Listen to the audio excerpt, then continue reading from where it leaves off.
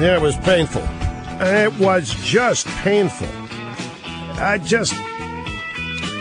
sitting there.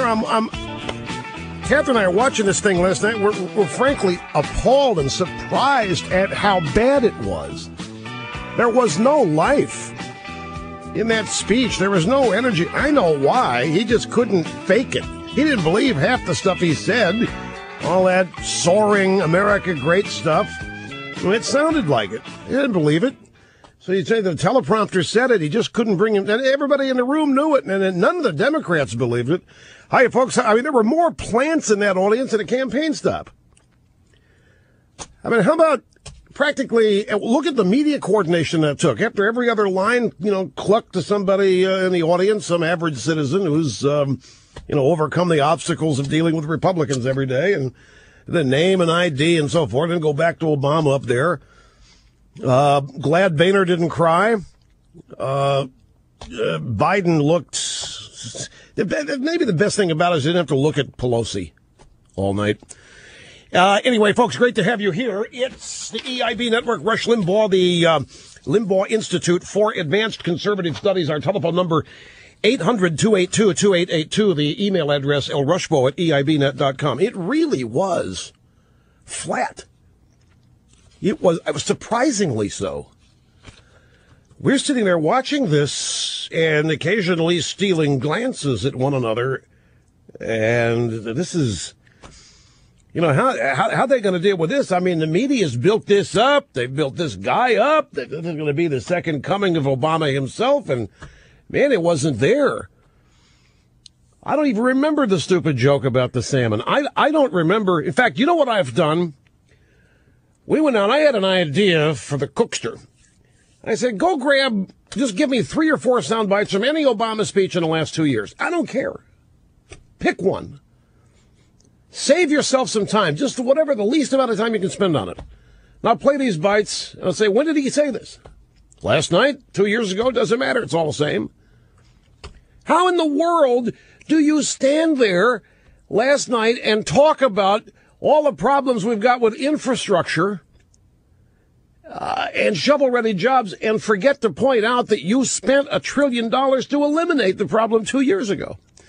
Well, you do that because you figure people are stupid, and you know that your sycophants in the media are not going to call you on it.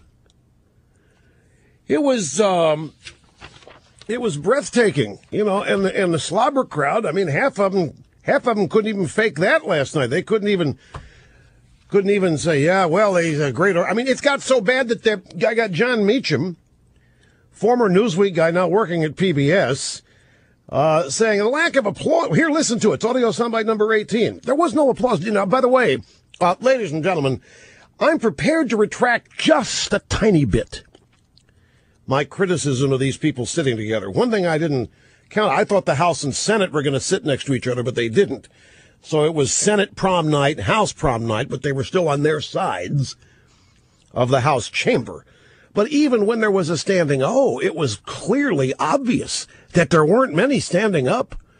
It was clearly obvious the Democrats didn't have a whole lot of people in that room. There were a couple of times Biden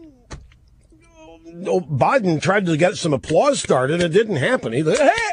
two claps, and nobody followed him, and so he sits back down and tries to look around like blaming somebody else for clapping. He couldn't get it started himself. But the more people hear from Obama, I think the more they're turned off by him. And the reason is the media's built him up into something he can't be. The media's built him up into something that he is not. It took him 1 hour, and basically all he said was mush. This Sputnik business, everybody's focusing on the Sputnik business. All right, Sputnik, Schmutnik. I mean, there isn't any comparison. The Soviets put Sputnik up there as a defensive thing. Their people didn't even know about it.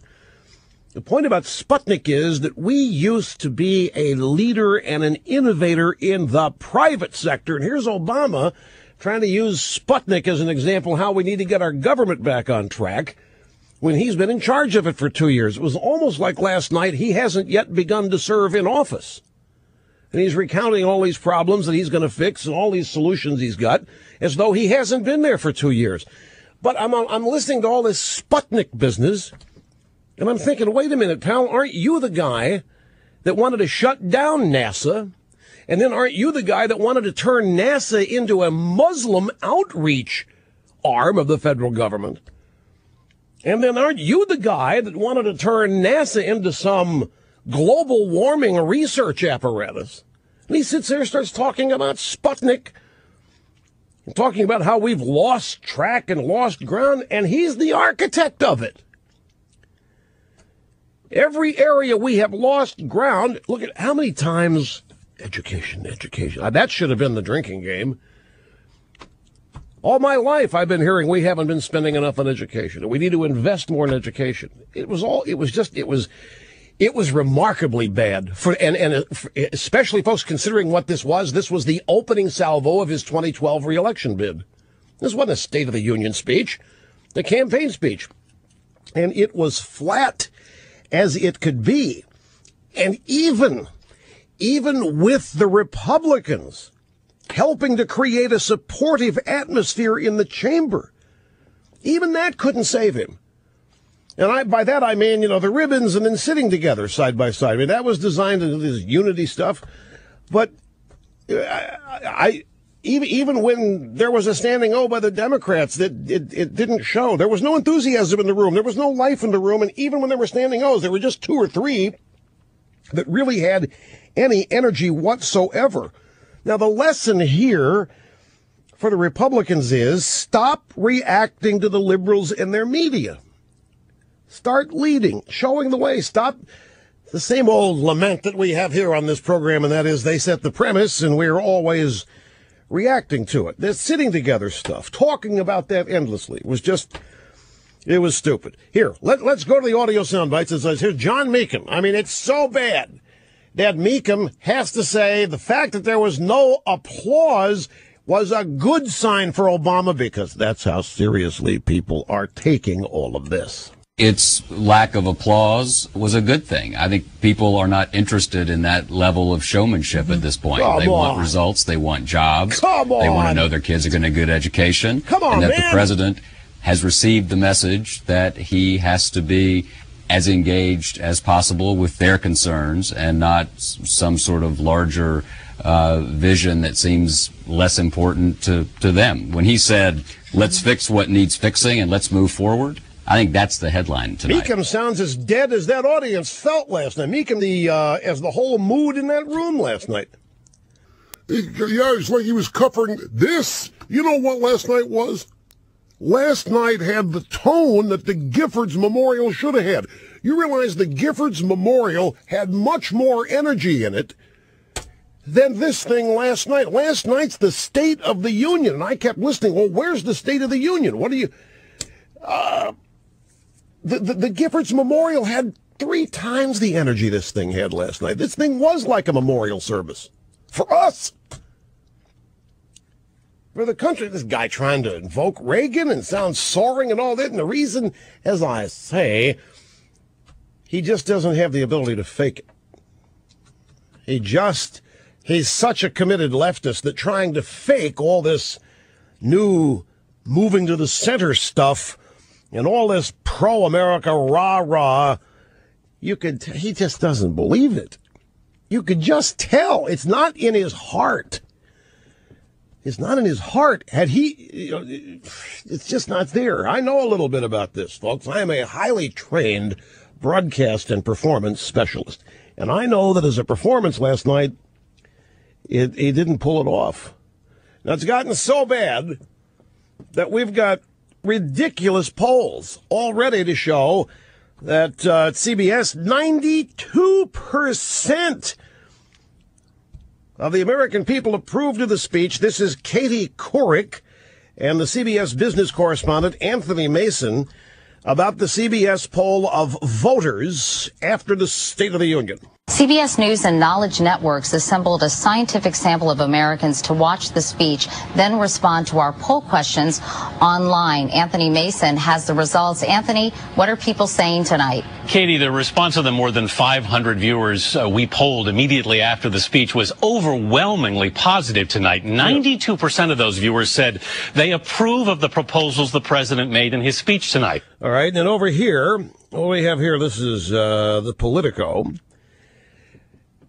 Americans responded with overwhelming positivity to Obama's State of the Union speech. Two polls conducted after the speech found M.S. Epstein Americans, in a CNN Opinion Research Corporation poll of people who watched the speech, 52% of respondents said they had a very positive reaction. Another 32% said the reaction was somewhat positive, so 84%. Over on CBS, it was 92%. Now, what is this? I don't care. Go ahead and jimmy the poll, but don't try to tell me that 92 and 500 in the sample and internet, scientific, but regardless, don't try and tell me that 92% rah-rah over this. I mean, Sputnik, I guess, is a very powerful image out there of 92%. But, you know, what we have here, more attempts to make people think that the November 2010 midterms didn't happen, that Tucson happened, suddenly 2 years of a failed presidency, 18 months of the Tea Party are gone due to a game changer. And then we had this flat, boring speech, and all of a sudden, Obama's approval numbers double? Don't think so. This is not even close to people's reaction. Here, Frank Luntz, in one of his famous focus groups, where was this? This was on Hannity last night on Fox. Had a bunch of people in Atlanta. Here's a couple sound bites from it. Barack Obama, if you believe the recession is over, raise your hands. 3 of you. Obviously, that must have undercut the credibility when he said it. I think with inflation kind of at risk still and unemployment the highest it's been, I think it's worrisome for us. I feel like I'm taking crazy pills. Is he talking about cutting spending? Are you kidding me? I mean, all this guy's done is spend, spend, spend. You're a small business owner. Do you feel like the economy is starting to turn around for people like you? No, I'm afraid of the economy for people like me. I don't feel like that at all. There were, I forget the number of people in the Luntz poll, but, 3 of them. 4 of them thought the speech was great. They were African American. The rest of it, they were near 92% approval. And you hear the passion in these people's reaction is toward the negative. Luntz then said this, finally, to the panel after the speech. One other question for you all. He does say that he wants to cut spending. How many of you, by show of hands, believe him? 13 of you voted for him. All the questions I'm asking, only 5 of them feel comfortable with the things that he said or how he said them. But on CBS, 92% loved it. 84% over at CNN thought it was just hunky-dory. It's a giant disconnect. Look, I don't want to spend too much on this. I know I'm going to get questions from people. Don't you think you're being petty? Can't you find one thing good to say? Frankly, folks, I opened with this because I felt duty-bound. To be quite honest with you, I resent that an hour of my life is gone having had to watch this thing last night. But it's the gig, it's the job. It was remarkable to me how just dry and dead and it wasn't real. And then a corporate tax cut. A corporate tax cut. Well, yeah, but corporate tax cut with a bunch of ifs. And then the very item that allowed them to claim victory in the lame duck. By the way, this Reagan tax and Bush tax cuts, they're not going to last 2 more years. After that, they're gone. Well, then why did you go along with extending them now if they're so rotten? I don't think even he believed to cut the corporate tax rate business. That's just, look at, this is part of the re-election bid. This is one of his opening salvos for it. And I wasn't standing up and whooping and hollering snartily because I just didn't get the impression he believed any of it. I didn't hear passion, even when trying to do this imitation of Reagan and all the soaring rhetoric.